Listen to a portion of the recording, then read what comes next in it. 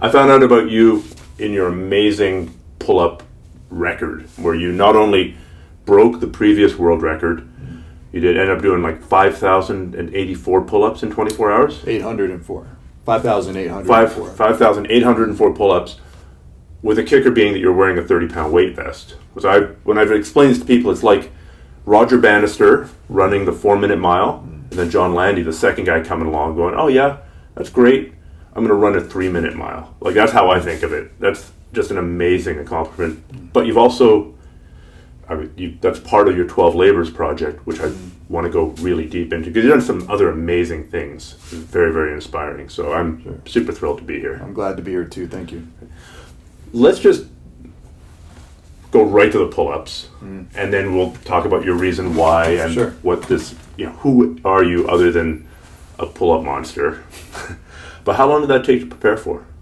So, when I broke the record, it was actually my second attempt at doing it. A year prior to that attempt, I failed at it. I had my initial attempt, I failed at it. And the first time I trained for about 6 months, and the second time I had probably about 10 months to train for it, 10, 11 months to train for it. So. But failure wasn't pretty. Failure wasn't you saying, like, oh, I've had enough for the day. Like, you ended up in hospital, didn't you? Right, yeah. Tore my forearm, tore my bicep, proximal bicep tendon tears. My kidneys were shot. I was in bad shape. It was full-on rhabdo. Full-on rhabdo, yeah. So I was in the hospital for 4 days, and it took me about 2.5 months to really recover from that, to where I could actually be working out and stuff again. Amazing. So as you're going through, how many hours in were you at that point? When I stopped, so at the time the record was 4,030. It was set by a man named David Goggins. And when I stopped, I stopped at 3,202. And I could no longer grip the bar. I tore my forearm, I tore my bicep at about 2,200 to 2,300 pull-ups. Went on for another 1,000 pull-ups until I literally couldn't grip the bar anymore. My urine was, looked like Coca-Cola. And so it's just all the protein spilling from your body breaking down? Basically, it was the rhabdomyolysis. So basically, my body was breaking down muscle at a rate faster than my kidneys could process the myoglobin. The byproduct of the muscle breakdown was backing up my kidneys, essentially. Mm-hmm. And I just couldn't keep up. I got really bloated. My urine, like I said, looked like whiskey, actually. And my forearms were torn, my biceps were torn, and I had these holes in my hand that I had to have someone with every set. I was doing like 8 pull-ups on the minute every minute, and every set someone had to pack the holes in my hand with chalk and then flush them out and then repack them with chalk after every single set. So it's just like flush out the chalk because it would soak up with blood, and I wanted my hands to be dry for the grip on the bar. And the bar was moving all over the place. It was just it was not a good setup for pull-ups. What do you mean the bar was? It was a mobile. Yeah, it was a mobile a bar, but I didn't have enough sandbags. So at the time I was 230, 240 pounds doing it. So I didn't take into account how much that bar over thousands of pull-ups would actually move. I had trained on a fixed stationary bar, but the place that I did the event at was an outdoor location. So I brought a mobile bar.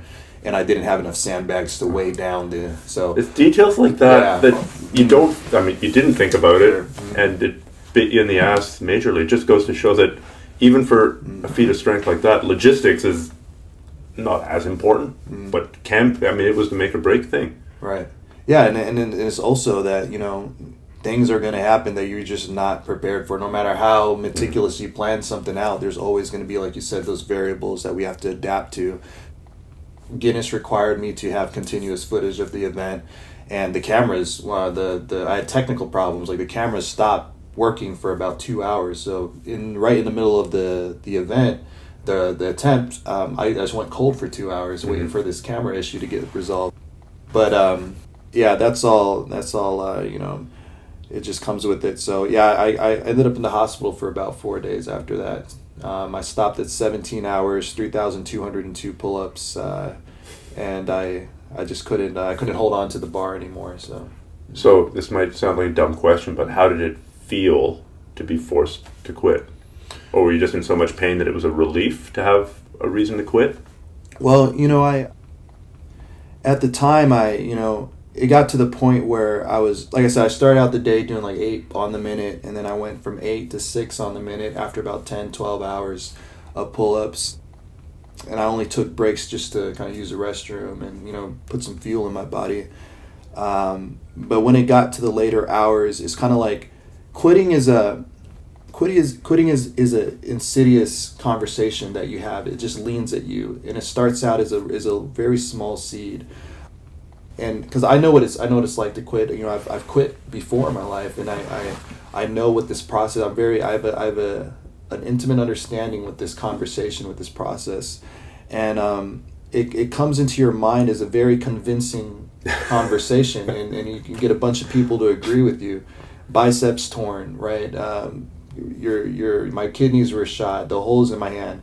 All of these excuses, all of these reasons to quit start to kind of creep into your head very slowly, just tapping you on the shoulder. And after a while, that tap turns into just a hammer, and then it's just like boulders, hitting your head. And then, And at a certain point, they're right. If you had somehow kept on going, you'd be dead. Right. It's on a continuum of like, hey, maybe you should quit, to like too late. Sure. It's like, your body, your brain's number one job is survival. You're an organism. Your brain wants you to survive. So at a certain point, your brain will do its best to override what you as a person, you as a conscious, willful agent in the world, your brain will fight to override that and make you stop whatever it is that is stressing your body where it feels like its survival is threatened. So I was at that phase. But the thing is, like, we have power to kind of override that, right? Is what our brain does. It just wants, it's giving you that warning. It's giving you that, hey, we're kind of hitting that red line, but we can always veto that. We can always override that. And that happened for me at, like I said, like 2,000 pull-ups. I was at that red line. Like, I heard the pop. My forearms were shredded. I was in bad shape, but I overrode that for another 1,000 pull-ups, right? And the driver that overrides that is your purpose for why you're doing it. So I had such a strong reason for doing this challenge that I was able to override that. But then after you break through that, there's a line where your body just mechanically and physically cannot, like, I didn't have the neurons, I felt like, weren't firing, like, to hold on to that bar anymore. So I was okay with stopping at that point.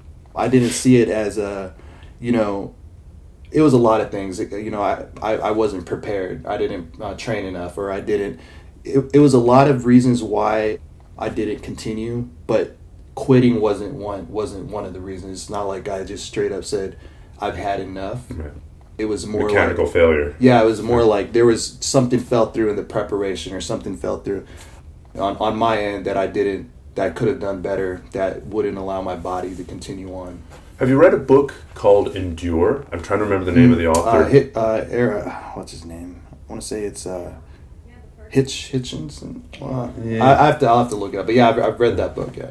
Alex Hitchinson or something.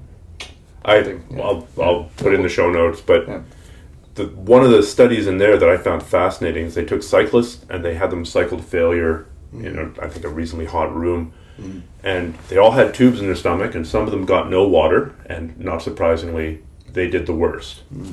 Then there were others who got water, and they did quite well, and there were others who got water, but then it got pumped out of their stomach right away. So they weren't actually getting hydrated. They just had the sensation of drinking water. And whether it's the placebo effect or whether it's the mind going, hey, don't worry, you're getting water, you're good. They did as well as the people who were actually drinking the water. So it just goes to show that that's the mind overriding the body in that case. The mind is very powerful. It's almost like it's the perception of comfort. It would be just enough to get us that much further. Sometimes people just need to think that they're getting relief, or think that they're getting comfort, and that's all a comfort zone is. A comfort zone is just your perception of your environment around you. Can you give an example of that? So for example, if we're in a situation, let's say we're in a storm outside, it's a storm, right? My perception of that would be different than, let's say, that of like a frog's perception of that, right? You know, it'd just be water off the frog's back. There's a saying, what's chaos for a fly is normal for a frog. So it's just the way that you view your environment. Nothing necessarily has to change externally for your environment to be stressful to you, right? You and I could have a different perception of two different things. Some people losing their shit because their vanilla, mocha, frappe, whatever coffee is the wrong temperature. Right. To somebody else, that's the best thing they've ever had. Yeah, or it's, well, that kind of sucked. I'm just going to wait for this to cool down a little bit and go about my day. Whereas another person, they might, their whole day will be thrown off after, that.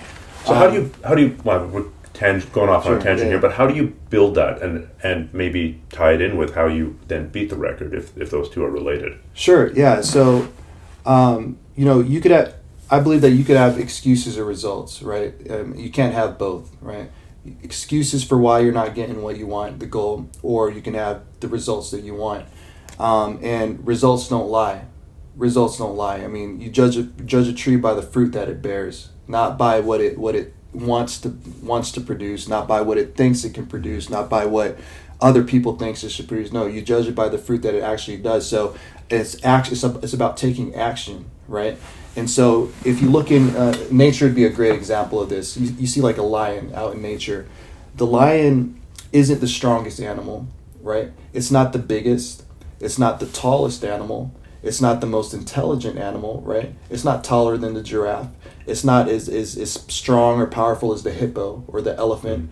And it's not as smart as like a wolf per se, And but yet when a lion enters the environment, it commands respect from all the other animals. Why is that? It's not the strongest, it's not the tallest, it's not the smartest. And it has everything to do with the mindset of the lion, right? A lion sees an elephant and he has one thing on his mind: lunch. That's all he sees. The elephant is so powerful, he undermines the power and the strength of the elephant. Elephant could stomp on the lion with one stomp. But the same is true for the elephant. The elephant sees the lion and he says, that's the eater, right? It's the mindset that limits the elephant. It's the mindset that enables the lion. That neutralizes all the power and might and authority of the elephant, is immediately neutralized in the presence of a lion, right? And the lion it just sees lunch. So when I go into these challenges, I see lunch. I don't see excuses. I don't see, I don't have to be the biggest person. I don't have to be the tallest. I don't even have to be the smallest. The lion's mindset cancels out all your excuses or anyone's excuses for not getting out and getting after it. Have you always been that way, or was this something that you built up over time? I haven't always been that way. The reason why I'm this way now is because I know what the opposite is. I've been through what having that follower mindset. And I know that I know where that path leads to. I haven't always been, I haven't always had that mindset. And it took for me to kind of gain the lessons from going the other way to really develop this thing. So that's why I tell people, it's like mental strength and having that mindset can be developed. It's a personality trait. It can be, it's plastic, it's moldable. It's not something that you're just born with. You can actually develop it and start to apply it in your life. Can you give me an example of how you developed? Well, can you give me an example of where you failed before, and then Sure. what you did to train yourself, like actually physically or mentally or emotionally? What did you do? Sure. So, well, the pull-up record is a good example. I failed at that. The record is 4,030. I failed, and it took for me to. I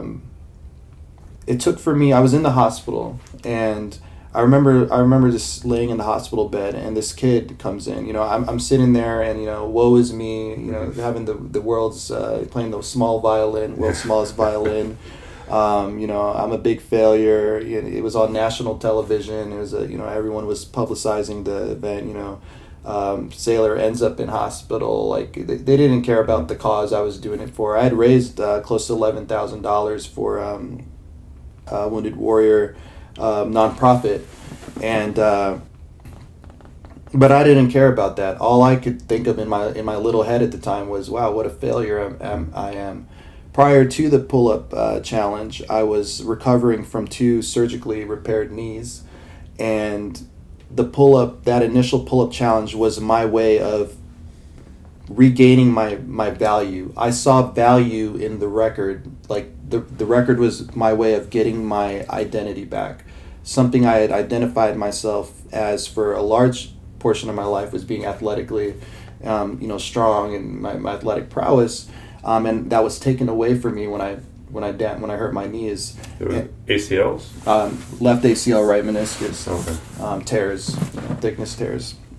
And at the same time, so I had to get surgery at the same time. So the pull challenge was a way for me. I can't use my legs. I can't go run. I need to do something active. It was my rope to pull myself out of the hole I was in. It took something out of me.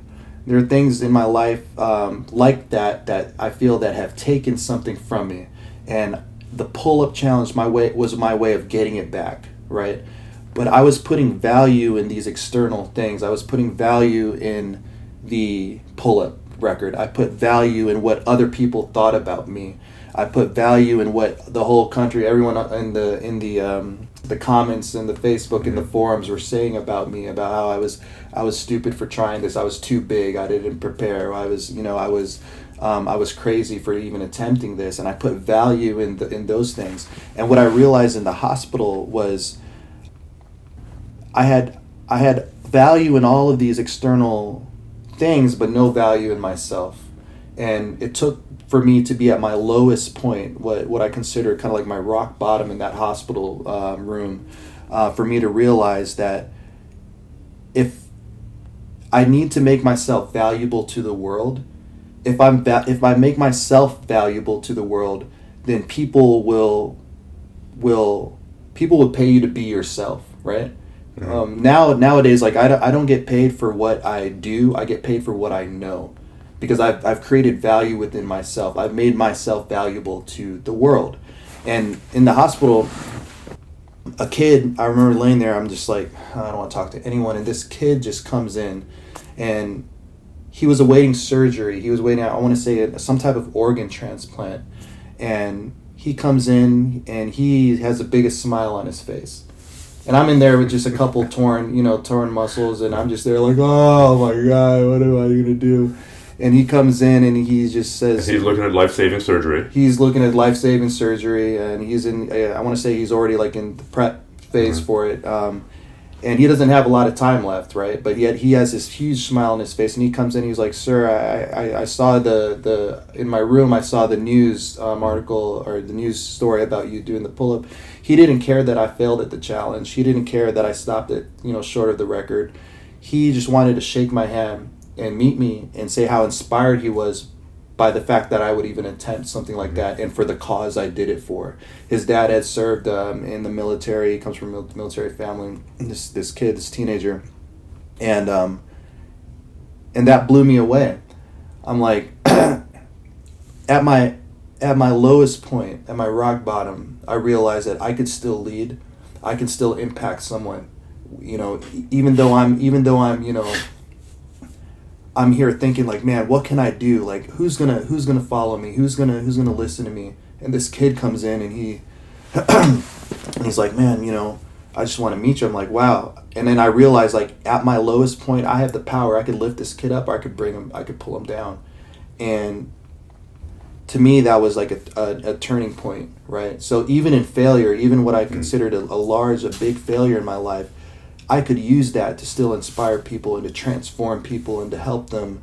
And a lot of times we go through hard times like that, downfalls, and you never know who's watching you. You never know. It's just that one person who could relate to what you're going through, and depending on what you do, how you respond to that adversity, could impact more people than you know. It doesn't matter who you are.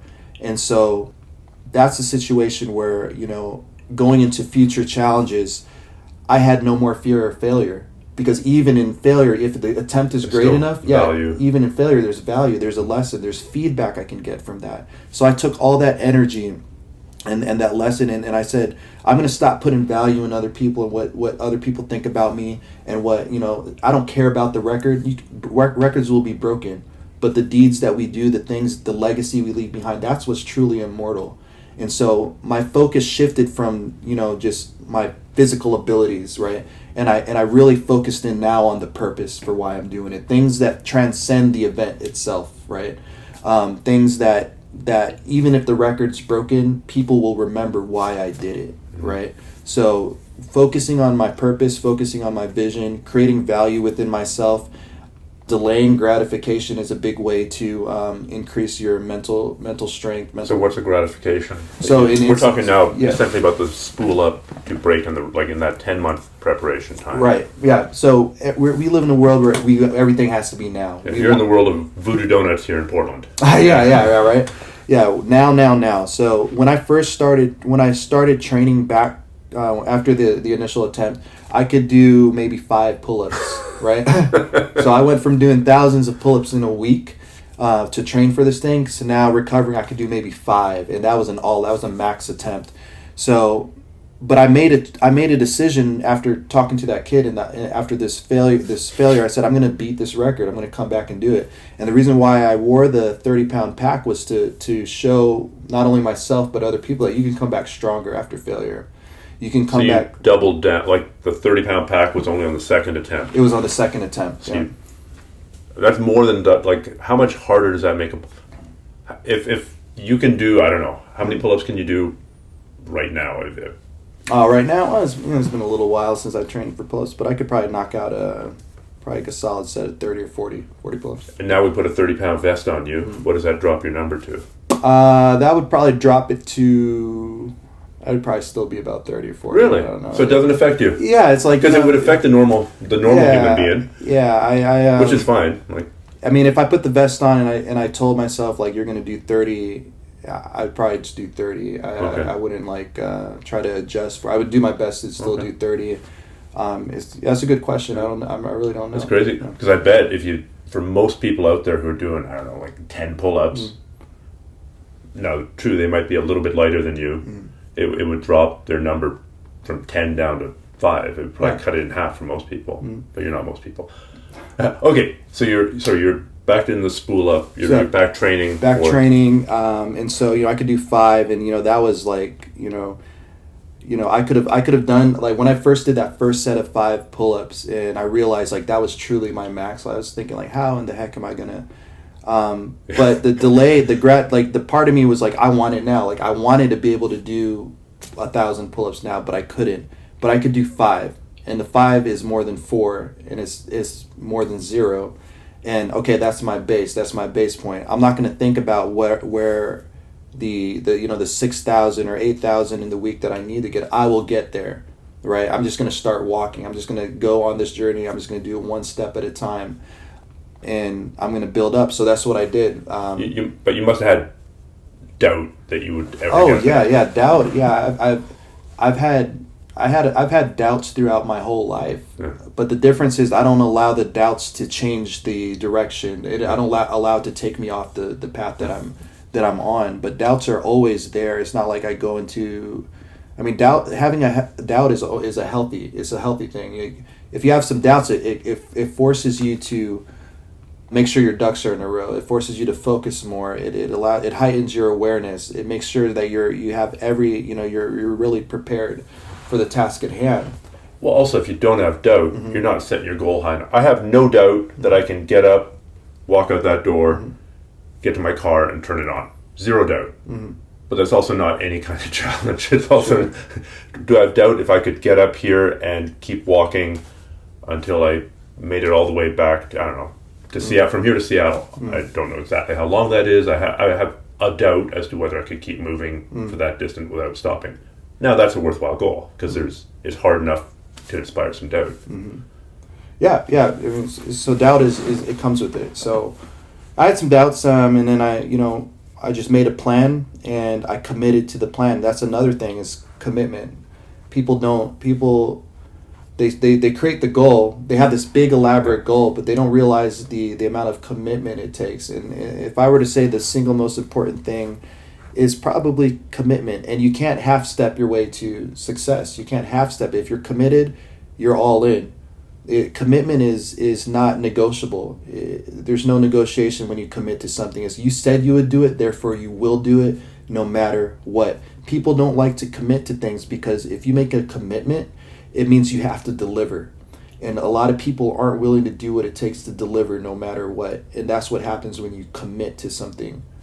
Well, commitment also opens the door to failure. If I don't, I'm just going to go for a walk today, to use that same analogy, and I don't have a commitment as to how far I'm going to go, I can't fail. But if I say I'm going to walk from Portland to Seattle without stopping, I've set parameters around there where I can fail. So your parameter was I'm going to break that world record wearing a 30-pound vest. I saw lunch. That's all I saw. Yeah, so it's like I set the goal for the record. I put myself in the mindset. I committed myself to it.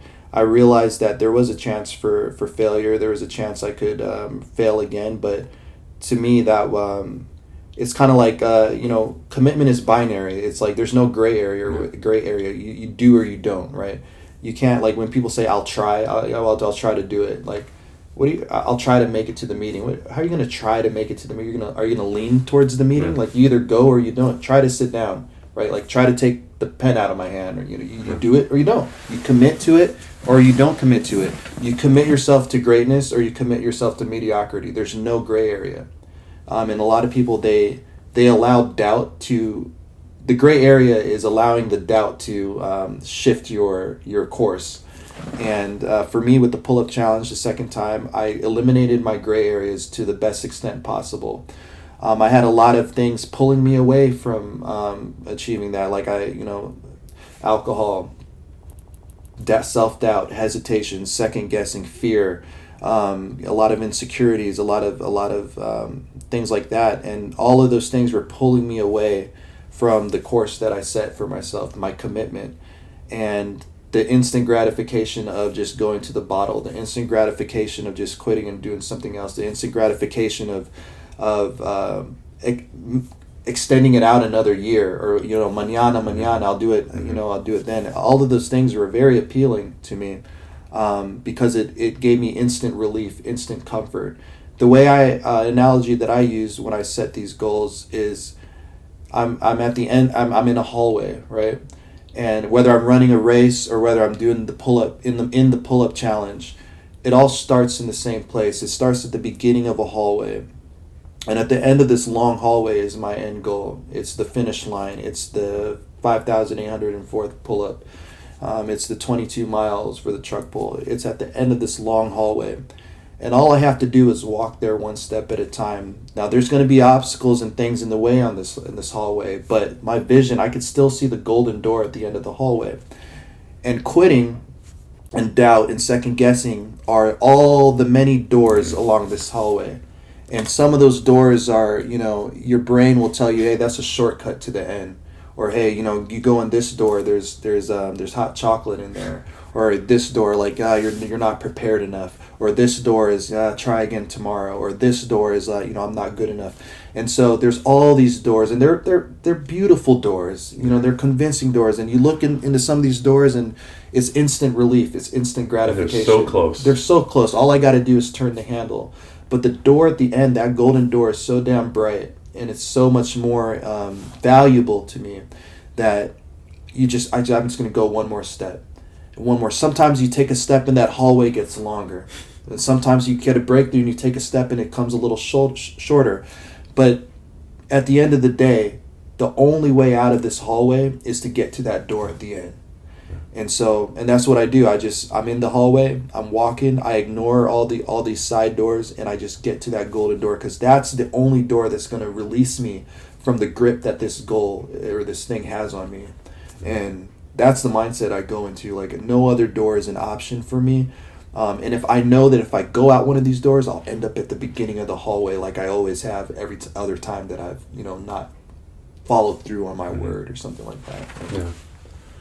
My analogy this summer, I was on a pretty long solo canoe trip, was a damn boat's not going to paddle itself, right? If all you can do is one day is get out and drag it along shore because the wind's too strong and you only make a couple of miles, that's, moving a little bit down your haul weight, just to mix the metaphor of the lake. Sure. And, if you can't paddle it, then you're going to pull it with ropes. If you can't pull it with ropes, you can be in the water, you can be dragging it through the water, wading. If you can't do that, you can be dragging it through the forest. So this idea of this hallway, like you thought it was a certain distance away, and guess what? It's actually twice that distance. Exactly. So what was an average week of like what did you do on Monday? What did you do on Tuesday? What did you do on what? Just take us through a week, maybe half cycle, halfway there. So training for pull-ups, it was a game. It was a volume game, right? So when I broke the record, I could do maybe like 20, 30 pull-ups at a time. But the volume of pull-ups that I got in a week in a 7-day span, that was the goal. So like week 1, I would say, okay, I'm going to get 100. I'm going to do 100 pull-ups this week in the week. So I would do 5 in the morning. I'd do a couple at night. As long as at the end of that week, I hit my volume goal. Because I was working at the time, I was still in the Navy. I was working 10 hours, 12 hours a day. I was training people. I was an air traffic controller. So I really had to manage my time because at the end, I had to commit to 4, 5, 6 hours of pull-ups a day. So I had to break it up somehow. 4, 5, or 6 hours of pull-ups a day. some training sessions I would do pull-ups for on the minute for like 5 hours, 6 hours. I would try to get like 3,000 in a session, 2,000 in a session, and I would do them weighted. Of course, I was training to do it with the pack. But that was late. That was at the end of my training. In the beginning, like I said, 100. My goal is to do 100 this week. However I get there, I don't know. I'm just gonna get there. Next week, okay, 150. 500, 1,000, 6,000 pull-ups in a week. 8,000 pull-ups in a week. So some sessions were longer, some sessions were shorter. But as long as in that 7-day block, I got my volume in, that was okay. What was the greatest volume that you hit? I was doing like 6,000 to 8,000 in a week. Okay. And so is that, I don't know, there's some kind of standard for breaking endurance records, but trying to get the volume in a week to be slightly more than your end goal was 5,000-ish. Well, it was a high volume, but it was at different intensities, right? So sometimes I would, some sessions, and then also listening to my body and how I was recovering. Some sessions I would do, like if I was doing a heavy weighted set, like say I would put on like 80 pounds of weight, and that rep set scheme would be a lot less that day. And then the next day I would do just body weight, and I would go for a longer session. So I trained for it kind of like you would train for a marathon, where you have like your high threshold sessions, and then you have your long, slow sessions, and then you have your higher intensity sessions. So I did the same thing. I also was training. I was getting my aerobic capacity up, because the more efficient my body was at moving oxygen and moving blood and getting, the things that I needed to, the working muscles were efficient in that sense. Because that's a problem I think I ran into the first time, was I focused just mostly on doing the pull-ups, didn't really target in my aerobic capacity. I think that was a reason probably why the rhabdo and things kicked in. So your ability to clear your waste products. To clear waste faster and more efficiently. And so I increased my aerobic training. And what was that? Was that running? So I was running, yeah. So I was running while I was doing the pull-ups, that volume of pull-ups, I was running anywhere from about 20 to 30 miles a week. Okay. So not the volume that you would do later where you're running for based my challenge. But because I needed the strength, I needed the muscle. So it's like finding that fine balance. The running would break down the muscle. It would break down, yeah. Okay. So I needed, and then also my recovery as well. Okay. Yeah. So how did the second attempt go? Obviously it was successful. Right, yeah. So as the second attempt went pretty smooth as planned. I got in there at 6 a.m., same as the first attempt, and I finished in 22 hours, 5,804 pull-ups. Didn't have any major injuries. My forearms and biceps were kind of wrecked, but I was expected, but not like kind of wrecked. Yeah. Not like last time. My lats were, but it wasn't where I was like, in the hospital or anything like that. I took a day to recover. I was back at work like the next work day. So wow. Yeah. Wow. Well, I do want to cover the other labors that you've done so far. You're up to 6 labors? I've completed 6. Okay, 6 and 12. Okay, let's give a really quick overview of the 12 Labors Project and then talk about why you're doing it. Sure. Yeah, 12 Labors Project is an initiative that I started in 2014 to kind of bring awareness to certain causes that I have a connection to, that I believe in. Parkinson's disease, for example. My dad suffered from it for years before he passed. And then also veteran causes, veteran suicide, mental health issues. You know, I was in the service. I'd lost some friends to suicide, and I know friends who suffer those invisible wounds still today, and they deal with it in silence. And I wanted to do something to bring awareness to these causes, but also the broader message of finding, inspiring people to find a vision and purpose in their life that would compel them to do just great things. Everyone, I believe, has potential for that greatness. It might be of being a lawyer, or a teacher, or a musician, but you're destined to be great at something. And not enough people live into that full capacity. They limit themselves, and they're scared to do it, or someone along the way told them that they couldn't do it and they just ran with it.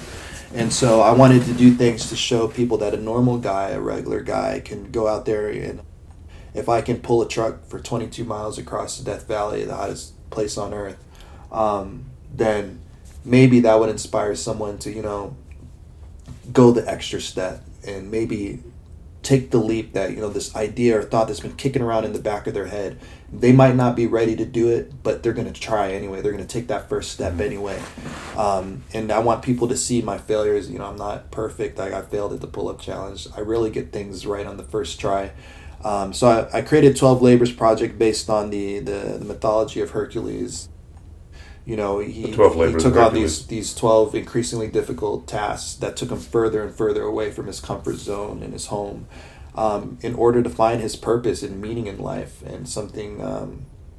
And so I think that story is the story of everybody to a certain extent. And after the pull-up challenge, was actually the first labor was I ran 30K. I ran a 50 kilometers with a 40-pound vest. And the second labor was the pull-up attempt, which I failed at, and I had to come back a year later to achieve that. So after I failed the pull-up challenge, 4 months after that, I set the goal to flip a 250-pound tire for 13 miles straight. That was my second labor. And I did that. A friend of mine's brother had just lost his battle to some personal demons. He was in the Army. Mm-hmm. And I wanted to do something to bring awareness for veteran mental health. And so the labors always have, like, the physical act always has something to do with the cause. That's where I start. I think of the cause, and I think, what is the physical representation of this that embodies this purpose, this cause? So the tire represented the burden, the mental burden that picking it up again and over, like Groundhog Day. And we have the luxury of just kind of letting that burden go, but some people, missing limbs and these mental scars, like they carry that burden for the rest of their life. They never stop flipping that tire. So if I can display for the world that's someone can go through that amount of suffering and give a visual representation of that, then maybe that would be more powerful than just baking cookies or doing a car wash or something. I'm not good at baking either. It would be terrible. So I did that event. How long did that take? That was a 250-pound tire? Well, it was a 250-pound tire. I was about 220 at the time. I had cut a little bit of weight from the pull-up challenge. The failed pull-up was only 4 months prior to that.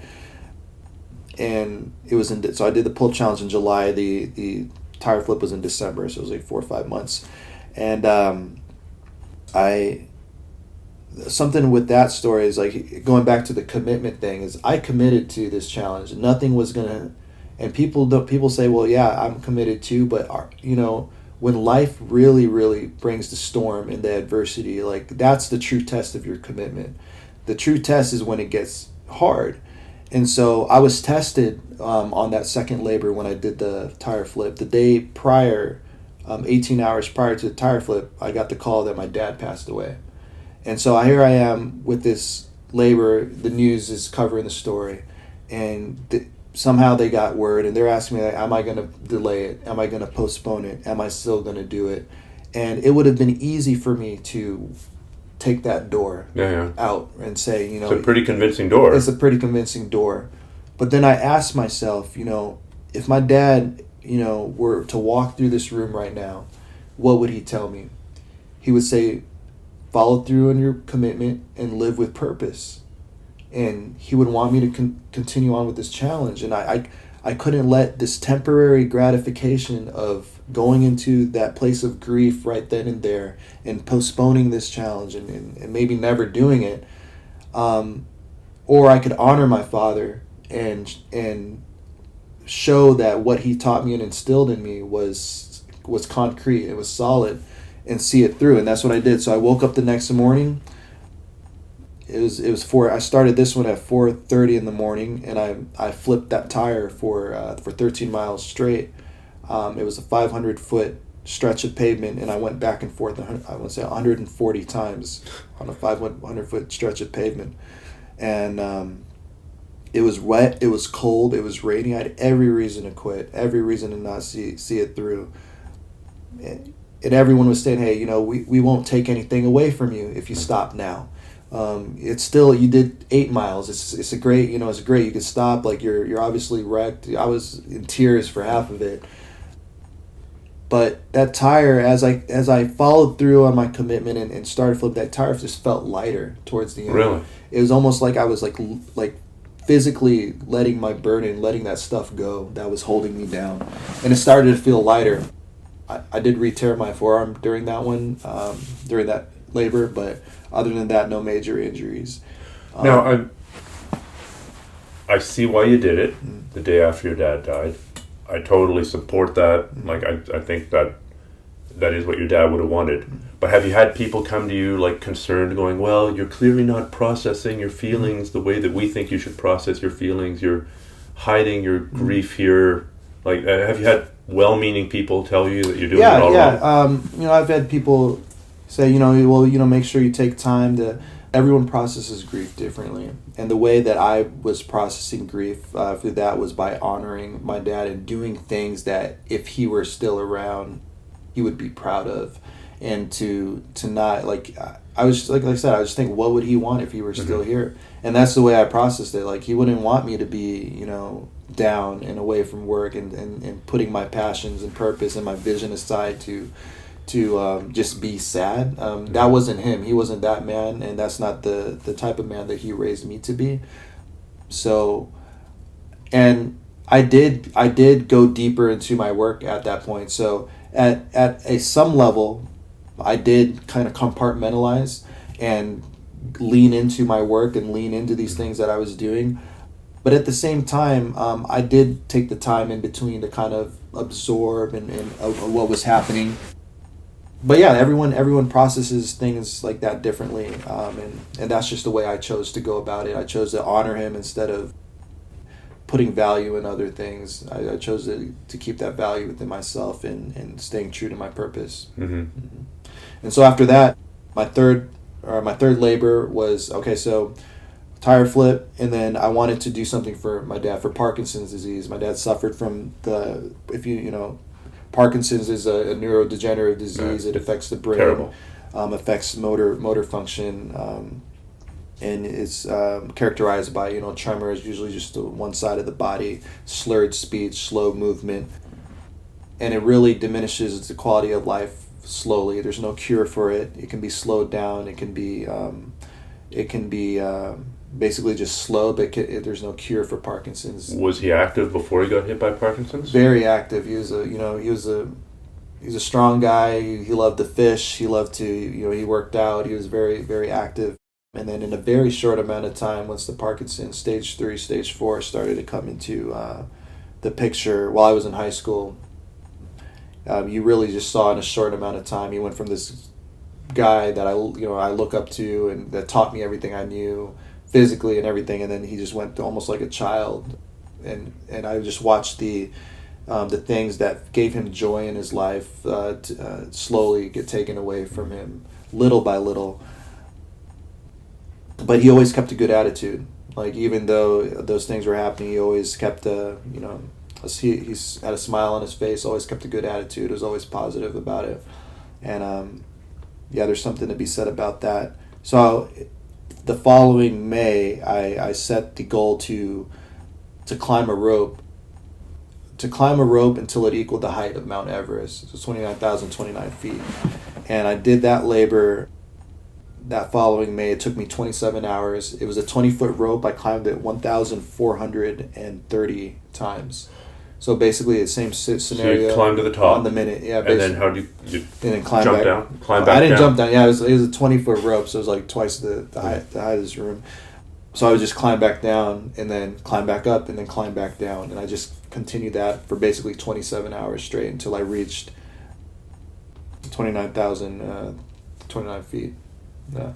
And so the rope for me in that... Your hands must have been destroyed. My hands were pretty bad, but really my shins were raw to the bone. Both shins were... I still have scars from that labor. Like, okay. The burn went all the way to like bone deep. And I had wraps on too, and it burnt through the wraps. So my hands were... I had gloves on. My hands were in bad shape, but really my shins took the most beating. Yeah, it's just that constant grinding. Now you're climbing a bloody rope. Oh my God! I didn't want to touch. I didn't even want to tie my shoes after that. Like anything that looked like rope, I just didn't want. I just wanted to wear Velcro shoes. Like I didn't want anything to do with rope. Same thing with the tire. New Navy, not the Navy. That's right. Lord Nelson's Navy. And so I did that labor. That was pretty brutal, but yeah, no major injuries during that. Raised a bunch of money for the Michael J. Fox Foundation for Parkinson's disease. Recovered from that. Still working, still in the Navy. Then I set the goal. So that was my third. That was my first. That's my third labor. Fourth labor was the So was it the Death Valley? No, Death Valley was my fifth labor. Sorry, so first labor was the 50K run. Second labor was the pull-up challenge. Second labor was the pull-up challenge. Third was the tire flip. Fourth was the rope climb. Fifth was the Death Valley. So the following May, I wanted to do something to bring awareness for veteran suicide. Between the rope climb and the tire and the truck pull, or my fifth labor, I had lost a friend to suicide. And I wanted to do something to bring awareness for that statistic, the 22 veterans that take their life per day here. A crazy statistic. Yeah. And so I wanted to, again, like the rope represented the you're losing your quality of life, you just want to hold on. People with Parkinson's, they just want to hold on, so I held on to that rope. When I made the labor to pull that truck, so I pulled a truck for 22 miles across Death Valley. It was a Ford F-150. Death Valley represented the mental landscape of someone going through depression and PTSD, seemingly hopeless, desolate, isolated. Yet, if you look close enough in Death Valley, it's thriving with life. There's life there. You just got to look hard for it. And a lot of times you're out there, it's hot. The pressure is on you. The heat is on you, and you feel like there's no way out. But there's around Death. If Death Valley's in a valley, you can see the mountaintops all around you. There is a way out, and it's thriving with life. And did you train for this in Death Valley, or no? I trained for this here in the Northwest. So for me, it's a lot of these labors I train outside in the elements, and to me, it's like whether I'm in Death Valley or I'm in anywhere that's cold or it doesn't matter to me, because it's just a landscape. It's my perception of the environment that's more important than the environment itself. So I could go into a hot desert, I could go into an Arctic cold place in the world, and for me, it's like it's all in the preparation and the perception of the environment. So I wasn't worried about not having that heat to train in. I knew that I would adapt and make it work just by training. So I was out, flipping driftwood logs and pulling those water-laden logs up and down hills and things like that for this challenge. I didn't pull a truck until maybe 3 weeks before the actual challenge. I just trained with my environment, with things that I found outside. And so I got to Death Valley, and the truck, again, was the burden. And in Death Valley, when I was pulling that truck, it took me 19 hours to do it. You're wearing a harness? I was wearing a harness. I kept hitting these ruts, right? I kept losing momentum. And what was harder than pulling the truck was having to regain momentum.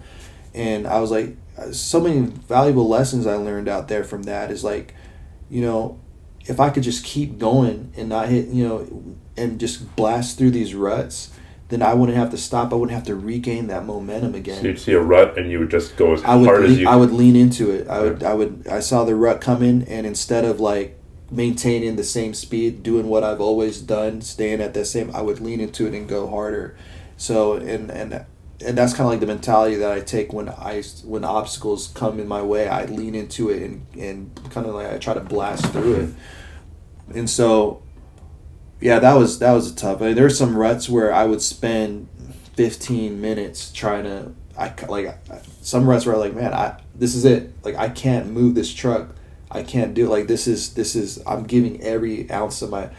And then, you know, what am I going to do? Am I going to call this thing? And then this woman that was out there filming me, and she was kind of, because I wanted to do it by myself. I was like, I want to feel what it feels in the mind, right? I wanted to be isolated. I wanted the solitude. But she insisted on being out there, and I was very hesitant. One is I didn't want to be responsible if she got heat stroke, or, you know, I didn't want to be. I was doing this. You got enough to worry about with yourself. Yeah. I didn't want to put anyone in any undue, you know, health danger. But she insisted, and I said, okay, well, just stay a certain distance away from me. Like I wasn't trying to be mean about it, but I was just like, let's just keep. And so when I got in this rut, at like mile 10 or 11, maybe it was mile 12, I hit this divot in the road, and I was like, I can't break through this rut. Like, my momentum, I've stifled my momentum. And then I remember looking in the distance, it almost looked like a mirage. I saw the taillights of her car, and something about just, you know, I was going into that tunnel, like inward, that doubt that, you know, I was really like, I don't want to quit. Like, this is. And then I remember seeing those headlights, and it took me out of my own head. It opened that tunnel back up, and something about knowing someone else was out there with me. She didn't have to say a word to me. All I saw were the headlights. Just knowing someone was there was enough to give me, I don't know, I just got this rush inside of me, and I was like, I'm just going to give it another big solid push. If this woman is willing to risk herself, she didn't train for this, you know, she's out here, you know, and she just wants to support the cause. And I gave it another big push, and I got out of the rut, and I was able to keep going and finish the labor. But that's the thing, it's like, when you're in that solitude, when you're in that tunnel, it's hard to ask for help. It's hard to see all the support that you might have around you. It's hard to see the light at the end of the tunnel, especially when you got all those things compounding on top of you and you're just in your head. So, I mean, the message that I was trying to put out for that was, you know, ask for help. Like, there's people out there, even in Death Valley, even in the most desolate, hottest place on the planet. And that could be a place in your mind. If you just lift your chin up, you know, and look around, there's people out there that are willing and eager to help, and that will be there for you, and you're never truly alone. And so, yeah, so I did that for my 5th labor, got out the military after that labor, and then I did my 6th labor, which was I ran 20 miles every single day for 100 consecutive days. And some of those runs were weighted. I ran up mountains for some of them along the coast, just 20 miles every single day. I documented it. I hate to break it to you, but you don't have a runner's body. I know. I don't have a runner's body. A lot of people say that, but, you know. But you did it. How did you train for that using volume? Because that is its own training. Like, you can't, to prepare for running 20 miles a day for 100 days, I'm going to make sure that I run, you know, 1,000 miles a week for, you know, the previous months. It doesn't work that way. Right. So when you're doing something for like days on end like that, you can't do the volume. Like, you're training for like a 24-hour thing. You can play the volume game because you're training to do a concentrated effort for a relatively short period of time. But when you're training for something that's days and days, you got to think sustainability, durability, and it goes deeper than just working out and like lifting weights. So you have to think of energy systems, efficient use of fuel, and you have to train your body. You can't just go 2 hours in the gym, come home, 3 hours in the gym, come home. No, you have to train different times throughout the day and develop that durability and responsiveness in your body to withstand days on end of the same effort. Even figuring out how to feed yourself would be exactly, a huge component exactly. of that. The way your body uses energy. You know, I had to switch. What were you eating? I had to switch. Well, I ate mostly just fats and proteins. A lot of fats. You and went to a proteins. keto base? Very keto based diet. Lots of meats, lots of fats, because I could go longer and I could maintain that low level, low state aerobic, that steady state pace off of that energy system. Right, I was in like zone 1, zone 2, high zone 1 for most of the runs. So I found that fats were the most efficient fuel source for me to sustain that activity every single day. I didn't get the highs and crashes. I was also working and going to school full time at the time. So I would have to wake up at 3 o'clock in the morning, run for 3.5, 4 hours. And, I think my average runs were anywhere between 3 and 3.5 hours. Steady, pace, 8-9 minute mile pace. Not breaking any speed records. I just wanted to complete the 20 miles. And so I would wake up at 3 o'clock in the morning, run for 3.5 hours, take a quick or sit in an ice bath. I had a makeshift ice bath at home. Sit in an ice bath, get up, throw some breakfast, ate some breakfast, go to class for 4.5 hours, get out of class, go to work for another 6 hours, get home, make dinner, do my homework. And then I would get to bed at like 10 o'clock at night and then wake up the next morning at 3 to do it all over again. I did that for 100 consecutive days. And it's... See, a lot of people are going, yeah, he ran 100 days in a row, but he's probably a professional athlete. That's all he did. And I'm not. I mean... It's insane that you were in school and working full time. There's, How much sleep do you need? How much sleep did you get last night? Ideally, I got about 6 hours, 6-7 hours last night. I was working on some stuff. But I think to me, more than the quantity of sleep, the quality of sleep is more important. Now, obviously, this 100-day challenge, I don't recommend people do. I don't recommend people what that did to my body was, What did it do to your body? I mean, broken fractures in my shins, all in my feet, all the little metatarsals in my feet started breaking, my multiple fractures in my shins, kidney problems, the kidney started shutting down, just... How much weight did you lose? Surprisingly, I didn't lose that much weight. I lost maybe 15 pounds, but I was like 230 pounds at the time, so relatively I didn't lose. But I was eating a lot. I was eating probably like 10,000, 11,000 calories a day. I was eating a lot of calories, but I was burning a lot too. So I don't know. I just became efficient, I guess, at maintaining that balance within my body. But structurally, I was breaking down, like blisters, oh my god, were busting everywhere, and all my toenails were gone.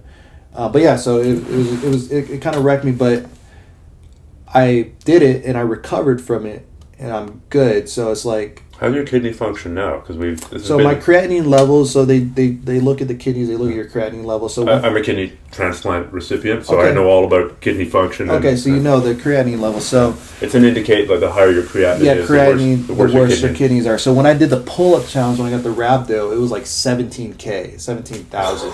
So they said that I had like the levels if I were to take like blunt truck, like a Mack truck hit me, like muscle damage, and then.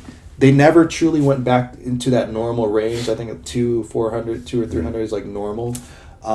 They stays around like 500 or 600, I want to say. So just above normal, a little on the high end. They never truly went back. Thankfully, we have a lot of redundancy in the kidney system. I went from basically 100% function down to 12 before I had my transplant. And I felt all right till about 50. Like 50, I felt fine. Of course, it was a gradual decline.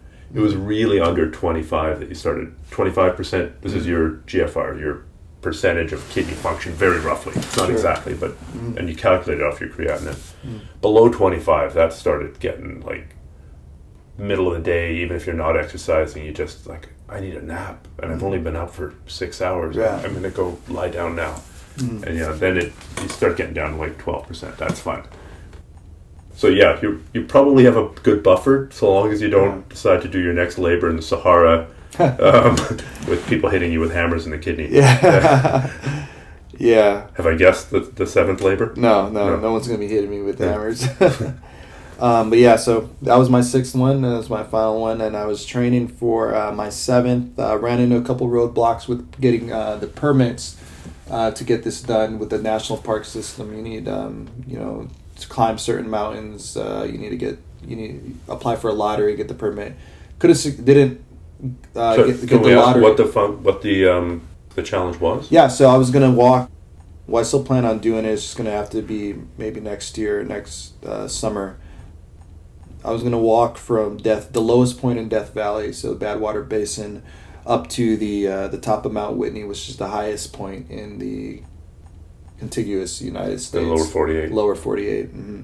So I was gonna go lowest to highest with 130 pounds of chains wrapped around my body. Wow. Yeah. So I was gonna do it over 4 days, and I was gonna do lowest to highest. Parkinson's disease.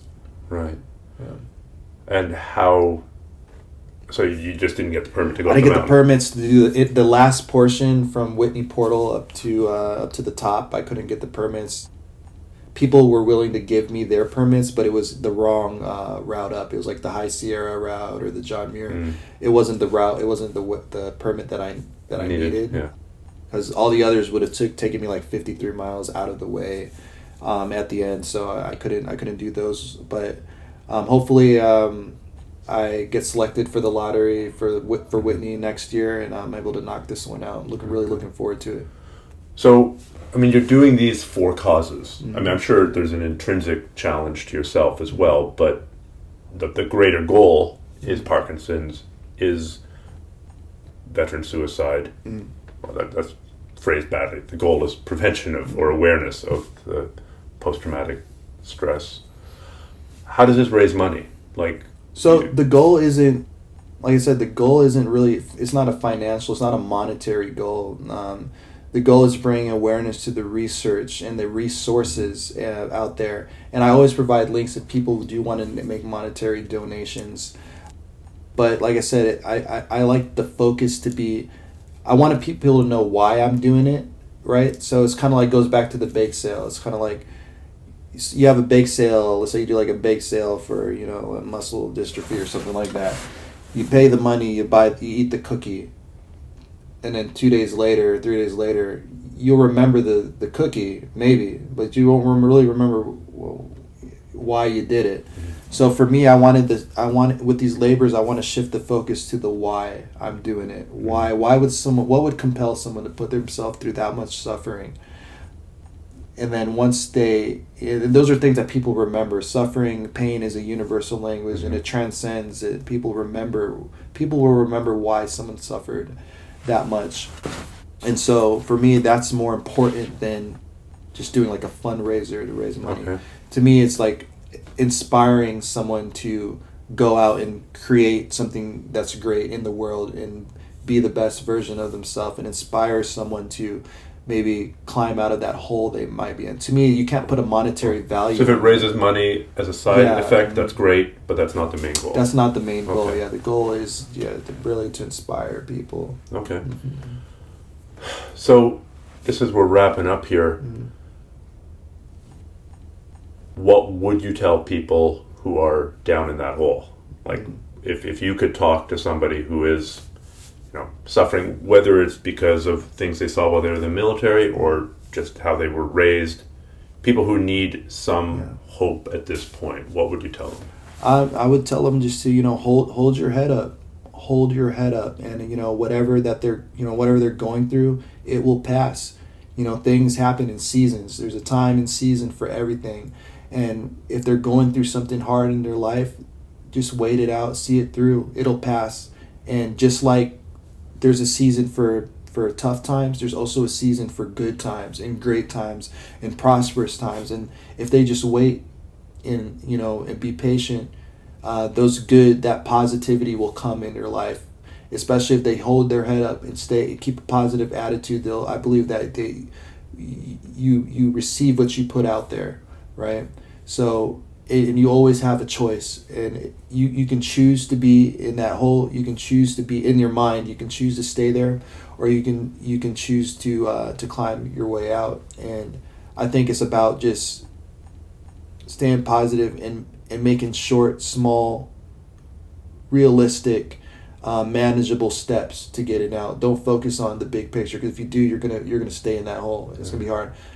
You weren't worried about the entire distance that you had to drag that truck. You're worried about getting past this one bloody rut. Just getting past the next door, right? Yeah. So it's like you just keep walking, and if you're in that hole, you just feel like there's so many ways out, and if someone's really in a deep hole and they're don't make a permanent decision on about a temporary problem, right? Don't make a permanent choice on something that's gonna pass, right? Mm-hmm. So that's what I would tell them. Yeah. I have so many more questions, but I don't think that asking them would actually do a disservice to this message. So I can't think of a better place to end. Thank you so much, Mike. Thank you so much. Yeah.